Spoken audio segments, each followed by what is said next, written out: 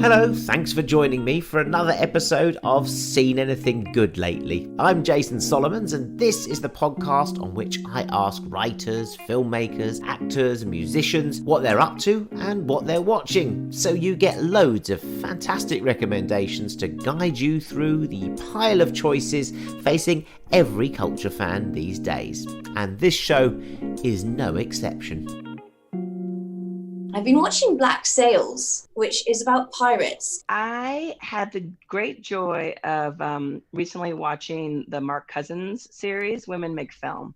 You heard from actress Morfydd Clark, star of much talked about British horror St Maud, and you heard from documentary maker Kirsten Johnson, whose emotional and inventive new film Dick Johnson is Dead is out now on Netflix. Obviously, we're going to hear a bit more from Morfydd and from Kirsten, because otherwise it would be just a very short show.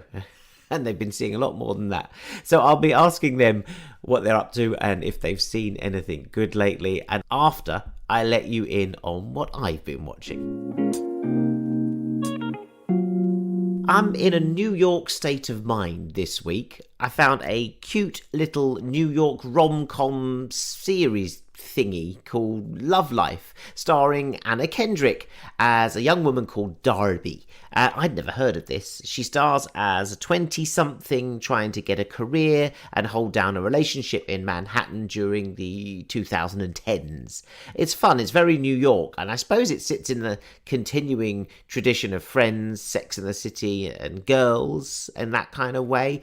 It's a bit like the New York version of the Netflix show Love, starring Gillian Jacobs, which is very LA. And somehow, although it's totally unreal in all its dialogue and its naturalistic banter, it's one of those shows that you just need to binge right now. A little half-hour dose of something nice, very well performed, occasionally going to something a bit darker and more uncomfortable in its comedy. It's Anna Kendrick, so you know, and it's called Love Life. It's on the BBC here on iPlayer. It launched HBO Max back in the summer in the US, I found out, and it's already been confirmed for a season 2. Yay, as they might say on Love Life. More New York is in On the Rocks, the new one from Sofia Coppola. I say new, but she has rather been in this daddy issues area before, as Bill Murray plays the cool, rich, art-dealing father to Rashida Jones's struggling writer mum, who's married to Marlon Wayans, startup boss, although they're actually really quite wealthy and they live in Soho in an amazing apartment, so, they're okay. But she suspects that Marlon Wayans is cheating on her with a new work colleague. And what follows is a very watchable comedy with good gags about school mums and New Yorkers, and Bill Murray is very Bill Murray, although I'm personally a bit past fawning over Bill Murray for being Bill Murray, like he's a comic messiah. He's not. He's just a very lazy actor. But yes, the charm is still there and he works it, and Rashida Jones is very good as they both go on this amateur sleuthing bout to find out if Wayans is indeed cheating. Along the way, there's lots of father-daughter emoting and going to restaurants, and there's a generational clash of attitude towards sex and the sexes, and occasionally they say things that are very on the money and very sort of pertinent and cut right through. So there's that wisdom that Sofia Coppola wears quite lightly in some of her films, like Bling Ring and Somewhere and this. So there's a lightness of touch, and there's Chet Baker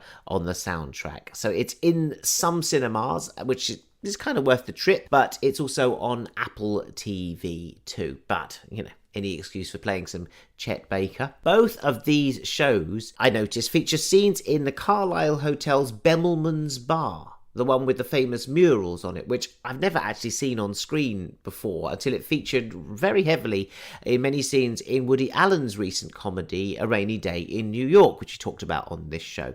So, I don't know what it means. Hello, Bemelmans. Well done to your PR rep or agent or whatever locations hire these days to get themselves gigs. I mean, the walls look fabulous and the cocktails there look absolutely fantastic. I need one right now. Morfydd Clark is an actress who is at the moment in just about everything. She dominated the London Film Festival last year with 2 parts in Armando Iannucci's The Personal History of David Copperfield, a film which I absolutely love and wish had done better because it's hilarious. And she's also got a starring role in the British psychological horror St Maud, playing a carer who believes in her own piety and in her own powers, where she looks after an ailing diva played by Jennifer E. So, Carol, how did you and Mandy meet? We met online. Ah, so now you have a menage a trois. Hardly. Maud doesn't like Carol. Funny, I can't figure out if she's a bigot or if she's just jealous. You know, she went sneaking behind my back to try to scare Carol away. To save my soul, if I understand correctly. Excuse me. Don't run away. I'm talking to you. Maud is my savior, you see. She's been looking out for me in more ways than one. But you got a little carried away, didn't you? So what is it? Am I indecent? No, you're lost. When I caught up with the very busy Morfydd Clark, she was filming in New Zealand, and I asked her what she was doing on the other side of the world while her star was on the rise here. I'm shooting a project called Lord of the Rings in New Zealand. Yes, yeah. That's generally what people are doing in New Zealand when you ask the question of them. They're either doing something to do with that, which is really weird because when I met you and your entire family last year at the London Film Festival, and they were all completely lovely, and you went, yeah, that's us, we're hobbits, and I didn't know at the time if you knew that you were going to off to do Lord of the Rings, if that was in your head, but that's how you described your own family, so it's come true now, Morfydd. I've always quoted Lord of the Rings a lot, and now I think I have to try and tone it down because it's just annoying and obnoxious. It's not. Well, listen, it's fantastic to see you doing so well and doing so massively. And congratulations, you've got St Maud coming out. You've also got Eternal Beauty coming out, which you're in a little bit as well. And that's kind of a fascinating thing to be dominating the screens. But let's talk about St Maud, because I've been trying to get to you for about a year to talk about St Maud. What an extraordinary character she is. Yeah. How much work did you do on creating this character, or how much was in the script already? What sort of collaboration was it to create her? Well, I think what was so exciting about reading Rose's script was that I did have a very clear idea of who she was straight away. And then just kind of by lucky twists of fate, Maud kept on being pushed. And I ended up doing Dark Materials and Eternal Beauty, which were both quite kind of useful. And just particularly Eternal Beauty, kind of, I really think in terms of a film about mental health, really like has to be and should be seen. And I learned a lot from it. And I feel that kind of the performance I gave as Maud was probably much more nuanced because I'd done Eternal Beauty. In what way? Because you learnt about the sort of the switches that could happen in a person when mental health kicks in? It's just another view of what it is to kind of strive to live a life with a very serious mental illness. I'd watched lots of films of a certain type that explore that, and just Creator is very different, so it kind of just broadened my mind. And what do you think it is that afflicts Maud? I feel that the main thing is kind of abandonment and loneliness, abandonment from like society as a whole, and then just like crippling loneliness in a time of like hyperconnectivity. Yeah, but I really feel that I think this was maybe me also trying to kind of save myself, is that I had lots of kind of different ways that the film or Maud's life before could have gone, and very much think that she was a victim of her circumstance and like continuous letdowns. Yeah, and yet she's doing a very good job in a way, or she's got a very big job ahead of her to care for Jennifer Ely's character. You know, she can get her teeth into actual sort of doing what she does best in a way. So I think you'd have thought that maybe she was getting some satisfaction. She was finally going to get some peace. I suppose you could say that she does get some peace by performing to her utmost. I feel that it's been very interesting. I've learned a lot about my family through playing someone who's kind of working in the health service, because I think they opened up to me a lot more than they had previously. And what I was really surprised about was that with all my family who work in the health service, they carry around a huge amount of guilt for every time like I think of all the kind of, I idolize them in the way that kind of people are unhelpfully doing now in terms of like people who are working hard to keep us safe. But I didn't realize that all the things that they remember often are the things that they did wrong or the things that they wish they'd done more. I feel that Maud has to kind of aim for something beyond that because she's been taught so often that she can't do the bare minimum in the circumstances that she's in. Yeah, it is rather fascinating, I see, and that's why the film works so well, because of those nuances. I suppose they're on your face and in your head rather than in the script, which is why I asked my initial question about how much work you did to sort of to read in between the lines. Obviously, it helped with Rose directing it and having written it, Rose Glass, and it was her first big movie. And I remember her telling me at the London Film Festival last year what a massive horror fan she was. Almost with quite glee, she was enumerating the sort of number of horror films she'd watched as a young girl that were a little bit like startling. And I thought, oh, hello. And she sort of says, yes, she's a bit troubled. Was she bringing a lot of horror to you? Did she make you watch a lot of horror films? Not particularly, and I very much didn't see it as a horror when we were filming it. I kind of more just felt kind of terribly sad for Maud. But in terms of there was a lot of Ingmar Bergman that was kind of on my list of things to watch, and Repulsion was kind of a big one. And also I feel lots of them were kind of older films, and then Ingrid Goes West kind of really brought me into now, and then Prevenge as well. Ingrid Goes West. I don't know Ingrid Goes West. It's Aubrey Plaza, and it's about her. She lives through social media while living a very lonely life, so there's kind of quite a lot of similarities. But whereas Maud shuts out all the kind of aspects of being a millennial and being now, she feeds on them, and it's very funny and very dark. So there was this interesting play with what's modern and what isn't in St Maud, in a way. As you said, she's being a millennial. In fact, I'd almost forgotten that she is, very much of now. She lives in a modern world, but just sort of, as you say, sort of retreats from it. She doesn't really engage with it. Your film could be set in the 60s because, that seaside town, has that sort of class.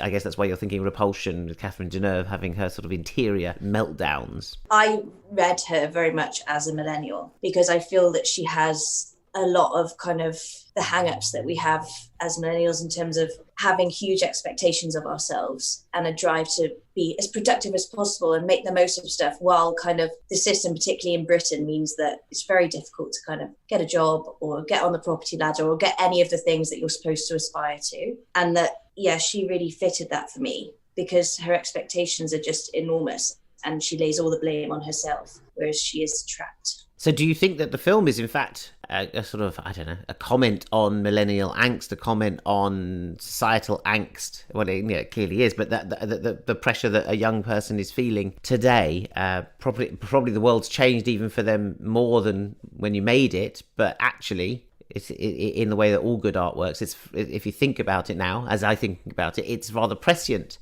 I suppose, as it heads towards its rather incendiary climax. I think for me, that is what the film is to me. But what I've enjoyed so much about being in a horror is that it really becomes whatever the audience kind of feel it is. I've learned so much about the film since it's kind of started to be seen, and things that I'd missed that Rose is obviously super aware of, but I was in blissful ignorance, just bobbing around being Maud. And I'm like, that's so clever. Well, it is. It's a delight to see you flourishing, as I knew you would. You're obviously in New Zealand now, being part of something enormous again, which is fabulous. I'm going to ask you if you've seen anything good lately, Morfydd Clark. Well, I actually watched Mandy yesterday, which Rose recommended to me, and that was horrifying. But I've also been watching. Black Sails, which is about pirates in Nassau, and I kind of watched it. It's a series, right?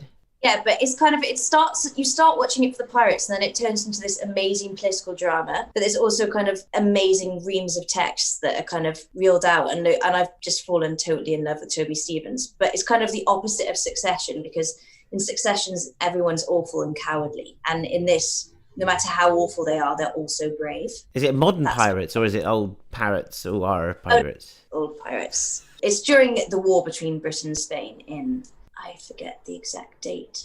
This is why I wouldn't be a very good director or writer, because I'm so vague. Well, I'm 17 something or other. Let's say that.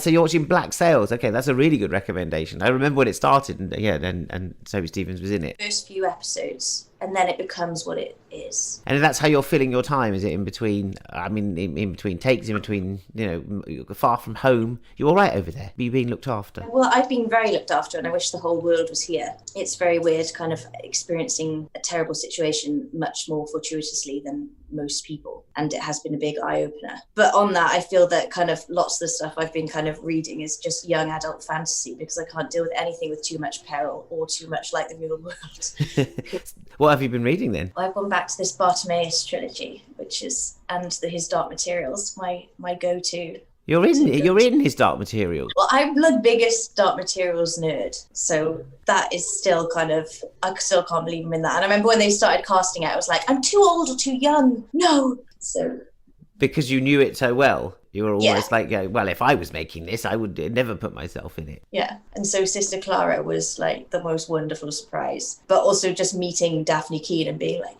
that is Lyra.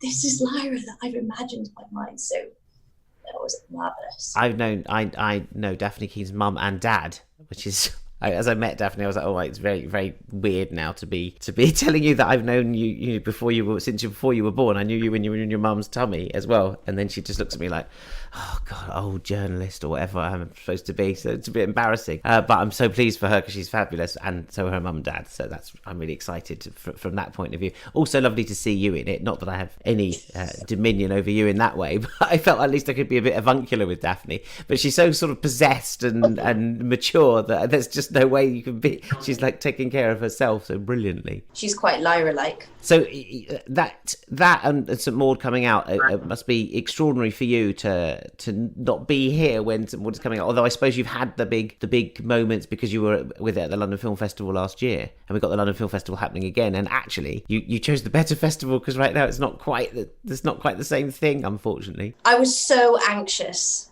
and overwhelmed by everything at that time. We actually had a screening of St Maud here the other night, and I could actually I watched it and was like, this is like watching a completely different film because I'm in such a different headspace. I very much enjoyed going to it more than anything. And you looked pretty overwhelmed actually when I saw you there a couple of times. You're like, oh, what's going on? Because before people knew who you were, then you might have known your face. They just like, I've seen her in that Kate Beckinsale movie thing. But now you were pretty much like, everyone was going, you're the star of the festival. You've got 4 films in the festival. And you were like, oh my God, I don't know about this. It was just me and Rose wringing our hands in corners of parties, panicking.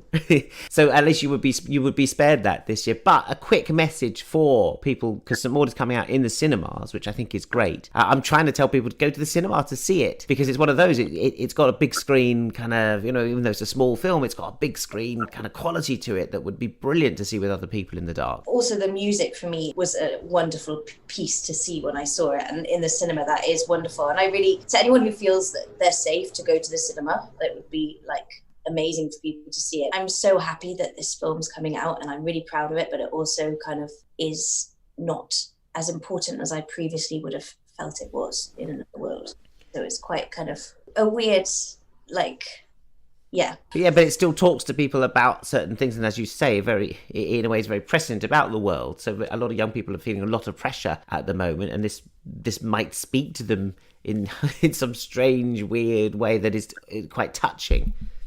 Yeah, well, I do feel that when I watch St Maud, I do imagine the opposite of it, and imagine kind of how everything could have been different and how small things could have made that happen. So yeah, I really just look forward to people seeing it. And as I've said, kind of, because it is, the ambiguity of horror means that every person who sees it kind of makes it their own in a way. And that's so exciting. Well, it's been very exciting to catch up with you and see that you're doing so well, flourishing so beautifully over there in New Zealand. Your hair does look very kind of Lord of the Ringsy, actually, so Lord of the Ringletsy. So I think I'm going to congratulate you on St Maud. And listen, when you come back, we'll see you back in London and congratulate you even more. I hope St Maud does great things in the cinema for the film and for you, Morfydd Clark. Thanks for joining me. Thank you.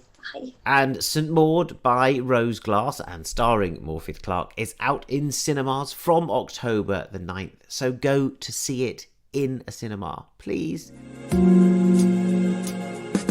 Kirsten Johnson has been making movies for many years, mainly as a camera person, shooting documentaries such as Laura Poitras's Citizen 4 and The Oath. She showed us that life behind the lens in her award-winning film Camera Person from 2016. And she's now got even more personal with Dick Johnson is Dead, a film about her father, a prominent psychiatrist, suffering from dementia and yet helping out in a film about his own imminent demise. It's an extraordinary piece of work, difficult to comprehend on the outside, yet utterly heartfelt when you watch it, and as Kirsten puts her dad through a series of possible scenarios around his own death, before, after, and during. Okay, so he scored 22 in 2017. He's scoring 19 now. Oh, I'm falling apart. Do you think your memory is the same? Oh, it's better. It's better than it was? I don't know. It's probably the same. Okay, do you... I don't think it's any worse. Okay, so that's where we're going to ask your daughter for some information, if that's okay? Well, okay. Okay, so do you think his memory is changing? Yeah, I was trying to think of something to say, but I couldn't stop thinking about what's coming. His moments of forgetfulness are going to spread. He'll ask the same questions over and over again. His eyes will get that distant look. And his personality will begin to fade away.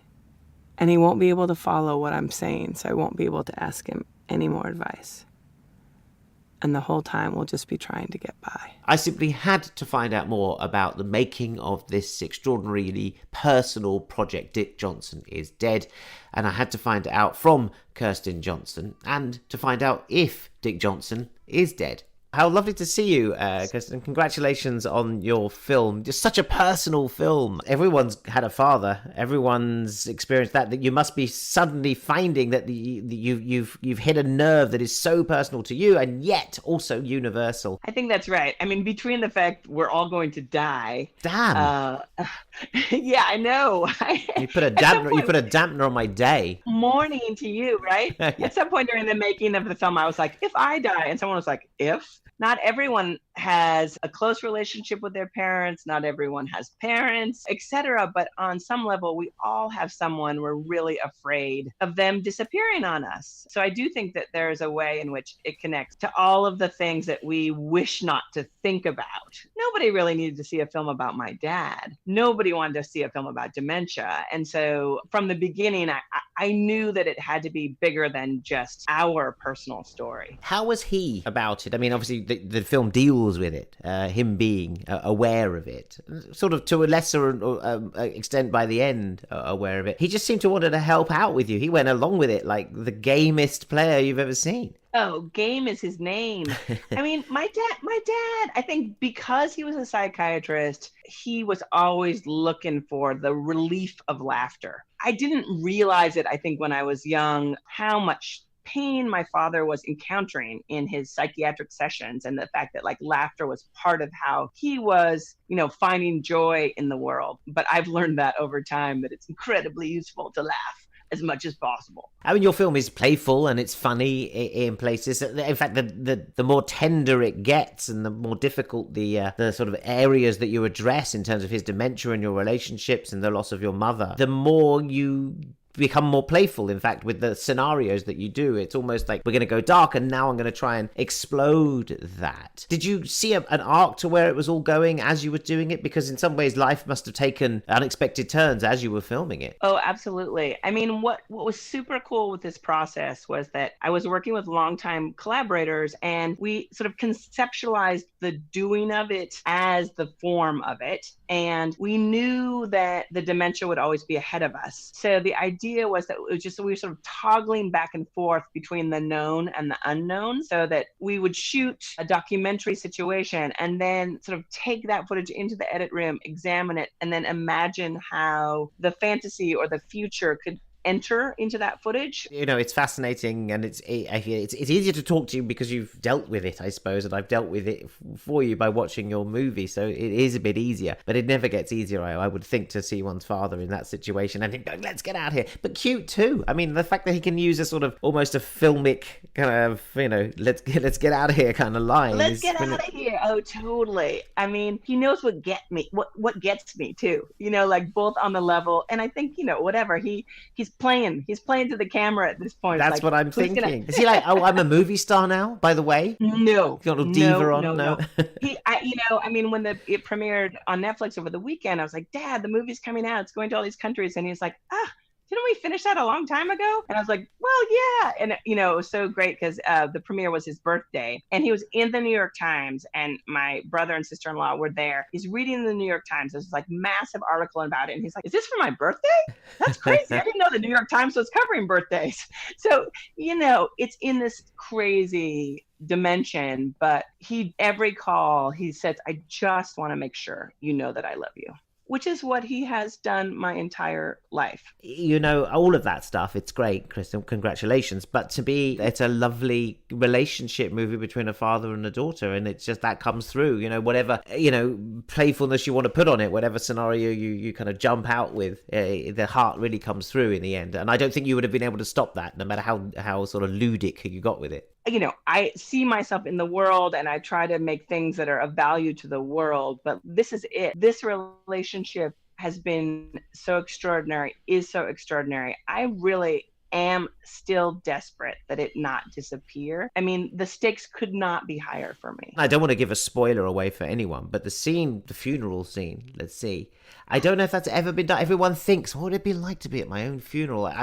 I've been racking my brains to think if there's any movies that have done it before, that anyone gets to see their own funeral. I can't remember one, and it must be the ultimate one. I'm sure there are ones out there. The fact that we did it in the place that, you know, the place that is sacred for my family, the place where we did my mother's funeral with the people who were there for my mother's funeral, and in some ways, like the place where I sort of sat every Saturday of my childhood and was transported to other places in my mind. To actually do that, to turn the church of my childhood into a theater, but also have it be full of the true emotion of the people who've loved my family, was an extraordinary experience. I thought what we were going to do was do that, and then someday when my father really dies, we'll be back again. But once we had done that, I was like, this is it. We've done the real funeral. It is done.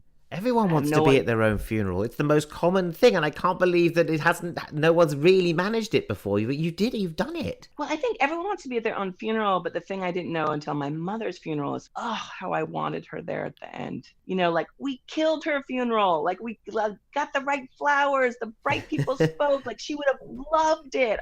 I was in such pain, and we worked so hard to do it her way, and we pulled it off, and then she wasn't there, which is just like this massive heartbreak. But we know with your father, that's how it would have been, and he said, I mean, it's an extraordinary thing. I've never seen it before, and I just thought, wow, this is like a landmark event on screen. Oh, you're so lovely. I keep getting emails from his best friend Ray, who's been getting, is that the guy who was crying? Oh my god, the guy crying at the end. He's a 91-year-old, and people keep telling him, you know, he's an incredible actor, and he's like getting more and more upset. He's like, that was real emotion. He's like, I knew Dick was alive, but I'm 91. Like he was like, people don't understand what it is to be 90. Like, we know it's here. Simulation up to reality. We do that for exactly that reaction that you had. It was probably more powerful in the non-real than it would be in the reality. It certainly is now. You've taken the wind out of the sails. Well, I'm always sort of interested in why the economy of cinema values fiction films more than documentaries. And I think it's because of the emotional buffer that they allow, so that, you know, Anthony Hopkins is extraordinary in The Father, but we know Anthony Hopkins doesn't have dementia, and that protects us when we leave the theater. When we finish watching Dick Johnson is Dead, like, we are not protected. You mentioned Anthony Hopkins there in The Father, a film which I actually haven't seen yet. So you've obviously seen it. So I'm just going to ask you very quickly, Kirsten Johnson, have you seen anything good lately? I had the great joy of recently watching the Mark Cousins series, Women Make Film. And I saw this incredible film from 1977 called The Ascent. And I'm going to mangle her name, but I think it's Larissa Shipko. And this movie is sort of, it's about... Well, you saw the clip of it in his movie and you went to chase it after that. I was asked to like do an introduction for the series and they sort of assigned me this film to watch. We had Mark on the show. He was on the show, so that's good. Yeah, she died in her early 40s. She had grown up in war. And this film is sort of the story of two men who are fighting against this invading German forces. And they're really different and they're sort of helping each other survive through it, and yet they make completely radically different choices, and basically in the end one of them will not sell out to the Germans and the other one does. So that for the whole movie it's about survival, and it's like freezing cold, and they were really filming in the freezing cold, and it's like a death. It's like death everywhere, and all you want to do is survive. And then you see these people hanged, and like you see a child hanged, and she looks into the camera, and then the man who sort of decided to sell out, you suddenly see him lose the world once the others have died and he has survived. And the way it is shot, like all you've been doing in the movie is thinking, I gotta survive. And then in the last 4 minutes of the movie, you realize surviving is worth nothing if you don't have your human integrity. It is so strong. It is so beautiful. And so it feels so relevant to this moment. Yeah. Because the stakes are really high right now. It's sort of, what are the acts of integrity we can do in this moment? There's a lot at stake right now. And do we sort of just pretend that none of it's happening? Or are we just hustling for our own survival? So I really recommend The Ascent. For this moment, The Ascent. The Ascent. I don't know for you, the news reaches just now about the closure of Cineworld, which is a big deal here in the UK. They're a big chain in the US too. Are we losing our cinemas? And what happens if we lose our cinemas, Kirsten Johnson? I think none of us know. I think a lot of us know what we wish to fight for.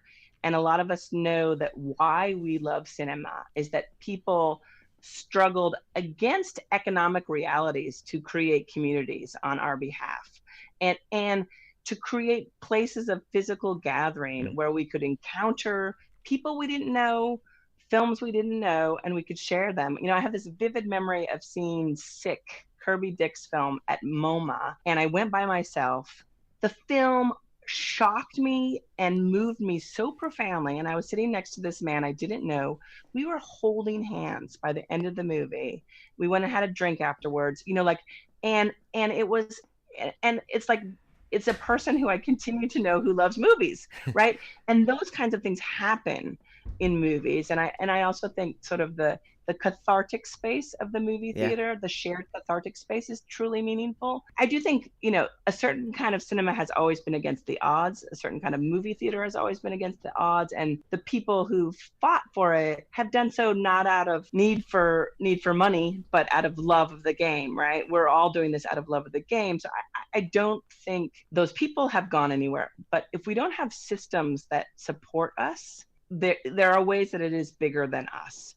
So, I think we have to look to the larger systems to say, what are our values as societies to move forward into this moment? Now, you're the great doc maker. You've got a doc on Netflix, which is fabulous because it has amazing docs on there, Netflix. Have you seen any good docs on Netflix that you can recommend alongside your own? Not necessarily companion pieces. There are so many different sorts of docs, non-fiction now. I just spoke recently with Yancey Ford, who made a film called Strong Island. That was from a couple of years ago, and we just had such a powerful discussion about the way that cinema engages with death, and how I've always felt this, when you bring a camera into the room, you bring death into the room because you bring the future into the room, right?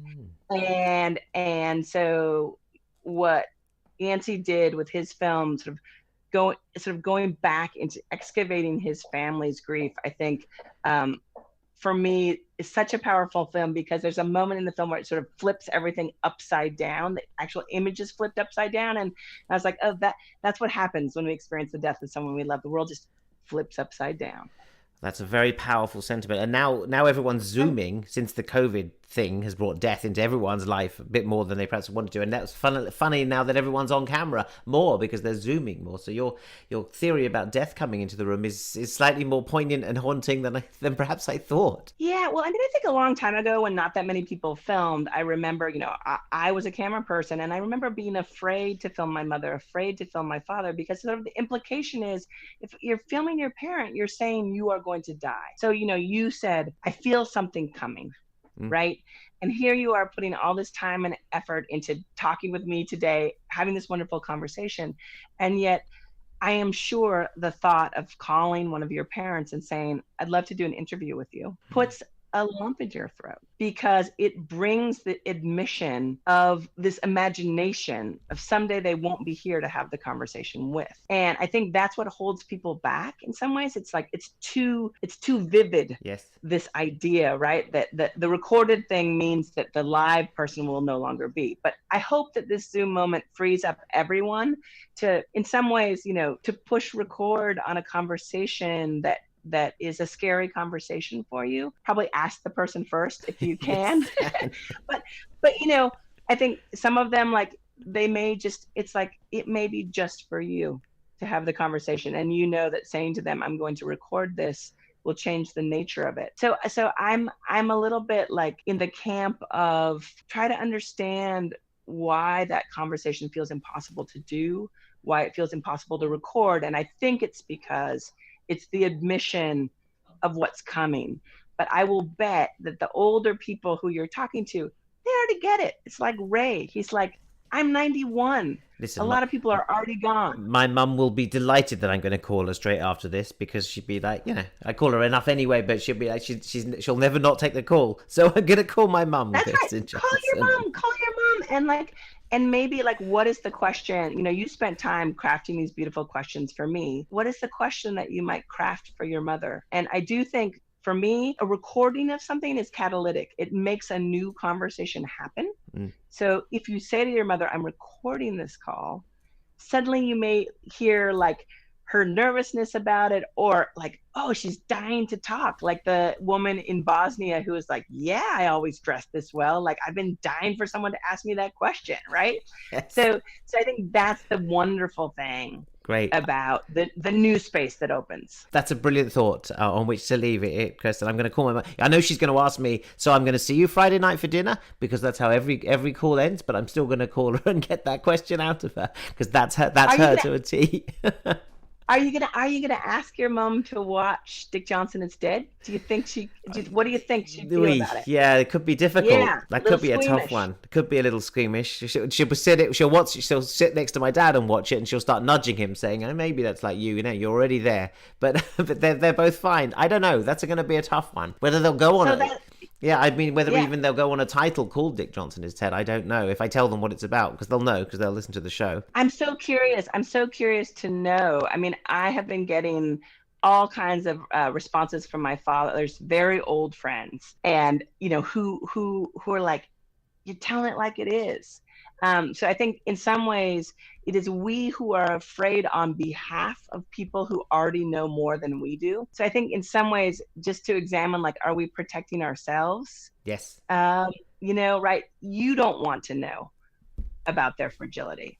They already know it. Yeah, they do, and they know it more now than they did because of friends and etc. Maybe we're gonna that'll be a family watch. I would love to hear. Please, I would love to hear how it goes. I thought the Bond movie was the big family movie at the moment that we're all waiting for, but no, it turns out it's Dick Johnson Is Dead by Kirsten Johnson. All the way, creating new family everywhere we can. I feel very family with you, and I'm like, I want to know. So call me on Friday too. I'll let you know. I'm not your mom, but call me and let me know. Real pleasure talking to you, Kristen. Thank you very much. Oh, you too. And Dick Johnson Is Dead is showing on Netflix right now.